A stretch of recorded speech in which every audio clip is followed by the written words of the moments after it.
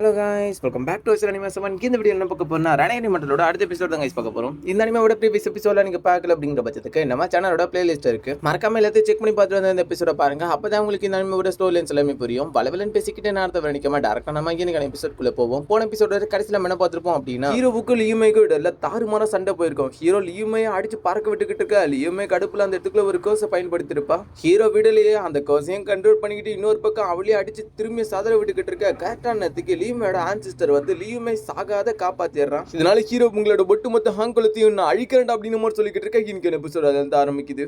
நேற்று எக்ஸ்பிளைன் பண்ண வீடியோவில் ஒரு சின்ன திருத்தம் மட்டும், அந்த இடத்துல ஒரு ஸ்வான் அட்டாக் வந்துச்சுல, அது நிர்வாணா கிளன்சர் இலிம். கிளன்சரை தான் நான் ஸ்கையர்னு சொல்லி வச்சிருக்கேன் போல. வீடியோலாம் அப்லோட் பண்ணதுக்கு அப்புறம் சரி வந்த கமெண்ட்டை பார்த்துட்டு நான் போயிட்டு ஏதோ ஒரு இடத்துல தான் ஸ்கையர்னு சொல்லியிருக்கோம் போல அப்படின்னு செக் பண்ணி பார்த்தா எல்லா இடத்துலையும் ஸ்கையர்னு சொல்லிட்டு கிளன்சரை விட்டுட்டோம் போல. செகண்ட் ஸ்டேஜ் ஆஃப் கல்டிவேஷனுக்குள்ள என்டர் ஆனதுக்கு அப்புறம் இல்யூஷனரி இன் அண்ட் கார்போரியல் யான் இந்த ரெண்டு ஸ்டேஜ் அடைஞ்சதுக்கு அப்புறம் 3 நிர்வாணா ஸ்டேஜஸ் இருக்கு. அதாவது நிர்வாணா ஸ்கையர் and Nirvana cleanser and Nirvana shutter அப்படின்னு சொல்லிக்கிட்டு இதுக்கப்புறமா ஹெவன்ஸ் பிளைட் அப்படின்னு சொல்லக்கூடிய ஒன்று இருக்கு. அதாவது வந்து சொர்க்கத்தோட சாபம் அப்படின்னு சொல்லுவாங்க. இதுல 5 விதமான ட்ரிபுலேஷன்ஸை ஹீரோ தாக்கு பிடிக்கணும். அதுக்கப்புறமா தேர்ட் ஸ்டேஜ் ஆஃப் கல்டிவேஷனுக்குள்ள என்டர் ஆக முடியும். நான் லெவல சம்டைம்ஸ் தப்பா மென்ஷன் பண்றேன் அப்படிங்கிறதுனால இந்த இடத்துக்குள்ள உங்களுக்கு தெளிவா சொல்லி, ஏதாவது ஒரு அவசரத்திலேயோ இல்ல யாராவது டிஸ்டர்ப் பண்றதுனால ஏதாவது நான் கொஞ்சம் கன்ஃபியூஸ்ல மாத்தி ஏதாவது சொல்லிட்டு இருந்தேன்னா கொஞ்சம் அட்ஜஸ்ட் பண்ணிக்கோங்க. அதுக்காக தான் இந்த இடத்துக்குள்ள உங்களுக்கு புரியுற மாதிரி விளக்கி இருக்கேன். சரி, ஓகே, வளவலன்னு பேசிக்கிட்டு இருக்காம டேரக்டா ஹீரிங்கான வீடியோக்குள்ள போவோம்.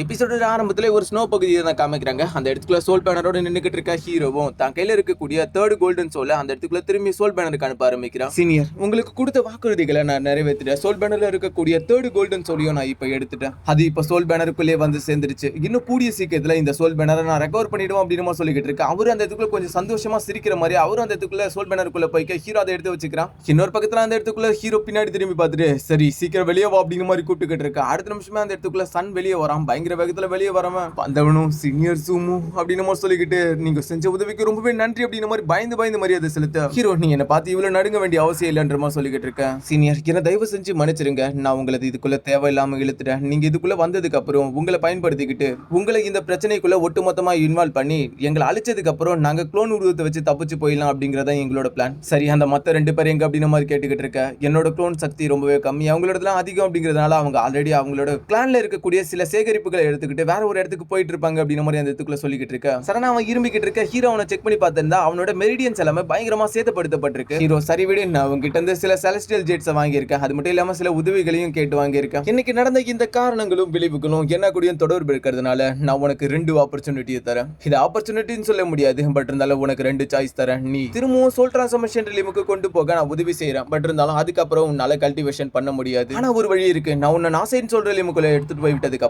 அதுக்கப்புறம் நீ ஆட்டோமேட்டிக்கா உன்னால கல்டிவேஷனை பண்ணி உன்னோட கல்டிவேஷனை இம்ப்ரூவ் பண்ணிக்க முடியும் அப்படின மாதிரி சொல்லிக்கிட்டு இருக்க. அதாவது உன்னால திரும்பியும் அசெண்டன்ட் அடைய முடியும் அப்படின மாதிரி அந்த இடத்துக்குள்ள ஹீரோ சொல்லிக்கிட்டு இருக்க. இந்த 2 சாய்ஸ்ல நீ எதை சூஸ் பண்ற அப்படின மாதிரி கேட்கும்போது, பிரதர் ஜூமு, ரொம்பவே நன்றி. இதுக்கு முன்னாடி நான் அசெண்டன்ட் அடையும் போது கிட்டத்தட்ட நான் சாக வேண்டியது. எப்படியோ ஒரு 100 இலையில தப்பிச்சிட்டேன். என்னால திரும்பியும் அசெண்டன்ட்டுக்கு மேலலாம் உயர முடியாது. அதனால எனக்கு சோல் டிரான்ஸ்ஃபர்மேஷன்லயுமே போதும் அப்படின்னு மாதிரி சொல்லிக்கிட்டு இருக்க. ஹீரோ, அப்படின்னா சரி, ரொம்பவே நல்லது அப்படின்னு மாதிரி சொல்லிக்கிட்டு தன்னோட பவர்ஸை பயன்படுத்திக்கிட்டு இருக்க. அந்த இடத்துக்குள்ள இருந்து வானத்தை பொளந்துக்கிட்டு உள்ளுக்குள்ள இருந்து ஹீரோவோட எல்லோ ரிவர் டெக்னிக்கோட கேட் வெளியே வந்துகிட்டு இருக்கு. அவன் பார்த்து பயந்துகிட்டு இருக்கும்போது ஹீரோ அந்த இடத்துக்குள்ள பாதாள உலகத்தோட அந்த நதி நீரை பயன்படுத்திக்கிட்டு இருக்கான். உள்ளுக்குள்ள இருந்து வரக்கூடிய வாட்டர் டிராகன்ஸ் அப்படியே அந்த இடத்துக்குள்ள இருந்து அவனை போயிட்டு பயங்கரமா அட்டாக் பண்ணிக்கிட்டு இருக்க. சோ இதோட இந்த சீனை கட் பண்றாங்க. ஒரு 3 நாளுக்கு அப்புறம் காமிக்கிறாங்க. ஹீரோ அவனை சரி செஞ்சு அந்த இடத்துக்குள்ள இருந்து தட்டி அனுப்பி விட்டுருப்பான் போல. இன்னொரு பக்கம் அந்த பிள்ளை ஏல விட்டாங்களா, அந்த பகுதியை காமிக்கிறாங்க. சண்டாயும் பறவையா கூட நின்னுகிட்டு இருக்கா. சடனான நேரத்துக்கு சண்டாயோட ரூமுக்குள்ள ஹீரோ என்டர் ஆகுறான்.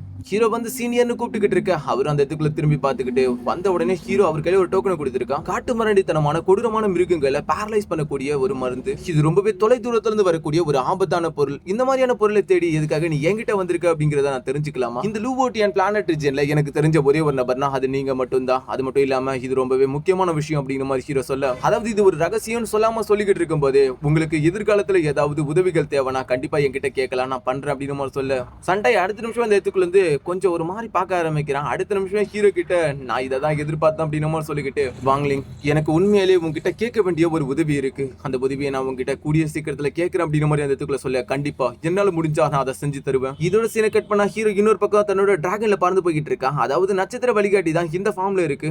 சன் சொன்னதை வச்சு பார்த்தா இந்த கியான் ஹுவாங் பிளானட் ரீஜியனுக்குள்ள மொத்தம் 3 முக்கியமான செக்ட் இருக்கு. அதுல கியான் செக்ட் தான் இந்த இடத்துக்குள்ள இருக்கக்கூடிய முதன்மையான செக்ட். ரெண்டாவது ஹுவாங் கிளான், அதுக்கப்புறமா ஜூ கிளான் அப்படின்னு சொல்லக்கூடிய ஒரு கிளான். ஹுவாங் கிளான்ல இருக்கக்கூடிய ஆன்செஸ்டர் மட்டும் தான் செகண்ட் ஸ்டேஜ் ஆஃப் கல்டிவேஷன்ல இருக்கக்கூடிய ஒரே நபர் ஹுவாங் கிளான்ல. அவன் இந்த விஷயத்துல ரொம்பவே நம்பிக்கையா இருக்கான் அப்படின்னா கண்டிப்பா அவனுக்கு பின்னாடி ஒரு முக்கியமான ட்ரெஷர்ஸ் இருக்கும். ஒருவேளை அவனுடைய இடத்துக்குள்ள ஏதாவது அரிய வகையான வாய்ப்புகள் இருக்கும். அப்படி இல்லைன்னா அவனுக்கு பின்னாடி ஏதாவது சக்தி வாய்ந்த நபர் இருக்கணும். ஹீரோ வந்துகிட்டு இருக்கும்போது ஒரு எனர்ஜி ரிலீஸ் ஆகிட்டு அத்துமாரி யார் உள்ளுக்குள்ளார நுழையிறது, உன்னோட உண்மையான ஐடென்டிட்டியா சொல்லு, ஹுவாங் கிளானா கூட தொடர்பு இருக்கக்கூடிய அந்த நபர் நீயாடா அப்படின்னு மாதிரி இந்த இடத்துக்குள்ள வந்தவன் கேட்டுக்கிட்டு இருக்கா. ஹீரோ அடுத்த நிமிஷமே அது நான் தான் அப்படின்னு மாதிரி சொல்லிக்கிட்டு இருக்கா. வந்தபுனா அந்த ஹுவாங் கிளானை சேர்ந்த ஆன்சிஸ்டர் அவ்வளவு நல்லவெல்லாம் கிடையாது. எதுக்காக இவனை கட்டுப்படுத்துறதுக்காக என்கிட்ட அந்த மிரரை கொடுத்து அனுப்புனா. அதாவது இவனுக்கு ஒரு ட்ரெஷரை கொடுத்து ஹீரோவை கண்ட்ரோல் பண்ண சொல்லி இருக்கானா. இவன் ஒன்னும் அவ்வளவு பெரிய சக்தி வாய்ந்த ஆள் மாதிரி தெரியலையே அப்படின்னு மாதிரி இடத்துக்குள்ள யோசிச்சுக்கிட்டு, தம்பி உன்னோட ஐடென்டிட்டியா சொல்லு, உன்னோட மாஸ்டர் யாரு அப்படிங்கறத சொல்லு, உன்னோட மாஸ்டர் மட்டும் எனக்கு தெரிஞ்சிருந்தா சரி ஏதோ போனா போகுது அப்படிங்கிறதுக்காக உன்னை உயிரோட பாச்சு விடுறான் அப்படின்னு மாதிரி சொல்லிக்கிட்டு இருக்க. அவனுக்கு பின்னாடி அந்த இடத்துக்குள்ள அவனோட ஸ்னேக் வந்து பயங்கரமா கத்திக்கிட்டு இருக்க. இல்யூஷனரி இன் ஸ்டேஜுக்குள்ள இருக்கான் இவன். ஹீரோ கஷ்டப்பட்டு அவனோட ஃப்ரெஷர் ஃபோர்ஸை கண்ட்ரோல் பண்ணிக்கிட்டு இருக்க. இவன் அசெண்டன்ட் சோல் ரிலீமோட ஸ்டார்டிங் ஸ்டேஜில் தான் இருக்கான். இவனை கட்டுப்படுத்துறதுக்கா சடனா அவன் யோசிச்சுக்கிட்டு இருக்க. அதே நேரத்தில் அந்த இடத்துக்குள்ள பிளாக் எனர்ஜி ரிலீஸ் ஆகிட்டு இருக்க. செலஸ்டியல் வாரியர் அப்படின்னு ஹீரோ அந்த இடத்துக்குள்ள தட்டி விட்டுக்கிட்டு இருக்க. செலஸ்டியல் வாரியர் முன்னாடி போயிட்டு அந்த இடத்துக்குள்ள அவனோட அட்டாக் தடுக்க நின்னுக்கிட்டு இருக்க. அது சரி, இல்யூஷனரி இன் ரிலீம்ல இருக்கக்கூடிய ஒரு பப்பட்டா, அதுவும் இவ்வளவு பெரிய பப்பட்டா இந்த மாதிரியான ஒரு சின்ன பொடியன் கிட்ட கொடுத்துருக்காங்களா. எப்படியாப்பட்ட கிளான சேர்ந்தவனா இருப்பான் இந்த பையன். ஹீரோவும் சீனியர், இதுல உங்களுக்கு சம்மந்தம் இல்ல, இது ஹுவாங் கிளானுக்கும் எனக்கும் இடையில இருக்கக்கூடிய சண்டை, இதை தயவு செஞ்சு நீங்க தலையிடாதீங்க அப்படின்னு சொல்லிக்கிட்டு இருக்க.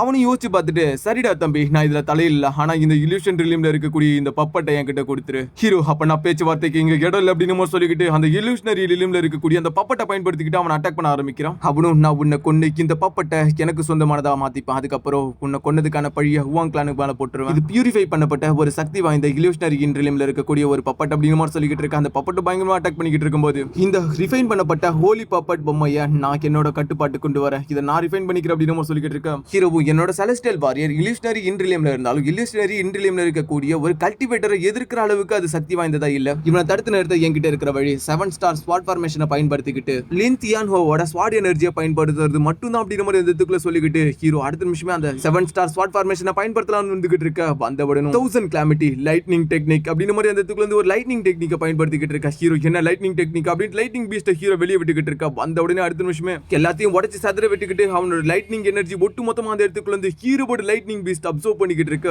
ஹீரோ என்னோட லைட்னிங் பீஸ்ட் அவனோட லைட்னிங் டெக்னிக்கை ஒட்டு மொத்தமா உடைச்சு அப்சர்வ் பண்ணிடுச்சு அப்படிங்கிறதுனால அவன் பயங்கரமான கோவத்துல இருப்பான். அவன் என்ன தாக்கும் போது எனக்கு கண்டிப்பா ஒரு வாய்ப்பு கிடைக்கும், அதை பயன்படுத்திட்டு இந்த ஸ்பாட் எனர்ஜி அவன் மேல நான் சரியா பயன்படுத்தணும்ன்ற சொல்லிக்கிட்டு இருக்க. புகமூட்டத்துக்குள்ள இருந்து வந்தவன் பயங்கரமான ஷாக்ல என்னது லைட்னிங் பீஸ்ட் அப்படின்னு மாதிரி இடத்துக்குள்ள ஷாக் ஆகிட்டு, நீங்க லைட்னிங் பேலஸை சேர்ந்தவரா? நான் ஒரு மிகப்பெரிய தப்பு பண்ணிட்டேன், நீங்க லைட்னிங் செலஸ்டியல் பேலஸ்ல இருந்து சேர்ந்தவர் அப்படின்றது என்கிட்ட சொல்லிருக்கலாம் அப்படின்னு மாதிரி அந்த இடத்துக்குள்ள இருந்து மன்னிப்பு கேட்டுக்கிட்டு இருக்க. ஹீரோ நீ என்ன சொல்ல வர? ஐயோ நான் வயசாகி போயிட்டேன், என்னோட கண்கள் குருடாயிடுச்சு, உங்களோட உண்மையான சக்திகளோட அளவுகளை என்னால பார்க்க முடியல, அதனால தான் எனக்கு தெரியாம ஒரு தப்பு பண்ணிட்டேன், தயவு செஞ்சு உங்களால முடிஞ்ச எந்த தண்டனையா இருந்தாலும் எனக்கு கொடுங்க மாஸ்டர் அப்படிங்கிற மாதிரி அந்த இடத்துக்குள்ள இருந்து மரியாதை செலுத்திக்கிட்டு கெஞ்சி கேட்டுக்கிட்டு இருக்க. ஹீரோ வாய்ப்புகள் என்ன தேடி வருது அப்படின்னு மாதிரி சொல்லிக்கிட்டு, உனக்கு பனிஷ்மெண்ட் தானே, எனக்கு செலஸ்டியல் ஜெட்ஸ் தேவைப்படுதுன்ற மாதிரி சொல்ல. என்ன செலஸ்டியல் ஜெட்ஸா?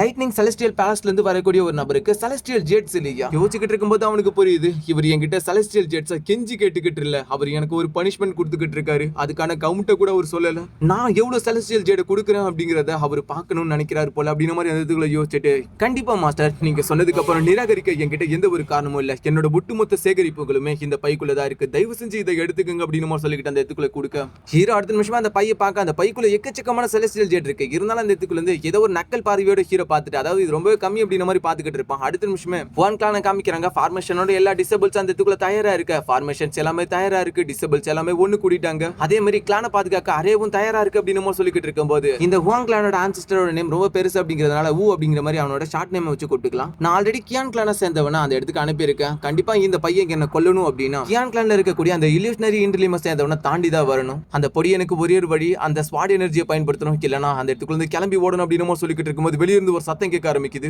அடே ஹுவாங் கிளான சேர்ந்த தருதலைகளா, வெளியே வாங்கடா, என்னாச்சு அப்படின்ட்டு அந்த இதுக்குள்ள ஆன்சிஸ்டர் ஊவும் கேட்டுக்கிட்டு இருக்க. டேய் தருதல, நீ லைட்னிங் பேலஸ் சேர்ந்த ஒரு தூதுவரை கொள்ள சொல்லி என்ன அனுப்பியிருக்க, உனக்கு எவ்வளவு தைரியம் இருக்கும்? அப்படிலாம் இல்ல, இந்த பொண்ணு இருக்கால இவனை தத்தெடுத்த பொண்ணு, இவளோட பேரு ஹுவாங் மை, இவ கல்டிவேஷன் அலைன்ஸ் பகுதியை சேர்ந்தவ, அவனும் அந்த இடத்தை சேர்ந்தவன் தான் அப்படின்னு சொல்லிக்கிட்டு இருக்க.